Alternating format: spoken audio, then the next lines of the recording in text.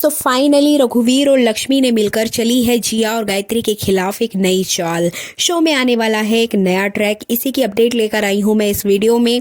इसलिए वीडियो को बिना स्किप किए अंत तक ज़रूर देखिएगा। और अगर आप हमारे चैनल द फिल्मी रासलीला पर नए हैं तो सब्सक्राइब करना बिल्कुल भी ना भूलें। तो चलिए देरी ना करते हुए वीडियो को स्टार्ट करते हैं। जैसे कि हमने लास्ट एपिसोड में देखा था कि लक्ष्मी पहुंच जाती है जिया की क्रिसमस पार्टी में एक वेटर बनके, और वहां पे वो जिया के खिलाफ सबूत ढूंढते हुए नजर आती है।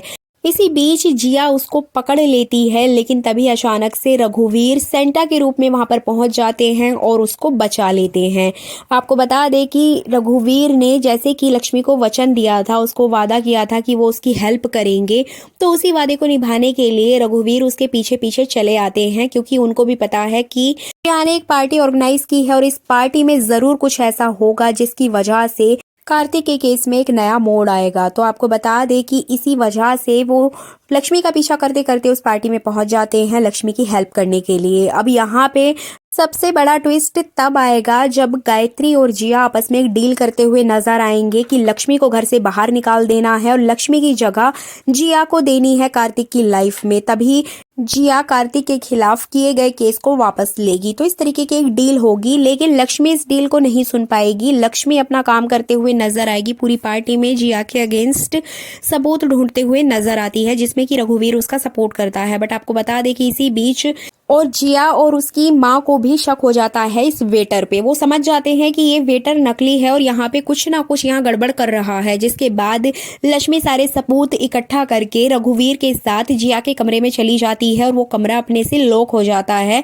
इसी बीच जिया और उसकी माँ दरवाजा खोलते हुए नजर आती है, लेकिन वो नहीं खुलता है, जैसे कि हमने लास्ट एपिसोड में देखा था। बट आपको बता दें कि यहाँ पे लक्ष्मी बहुत ज्यादा डर जाती है। उसको समझ नहीं आता कि अगर दरवाजा खुल गया तो जिया के सामने उसकी सच्चाई आ जाएगी।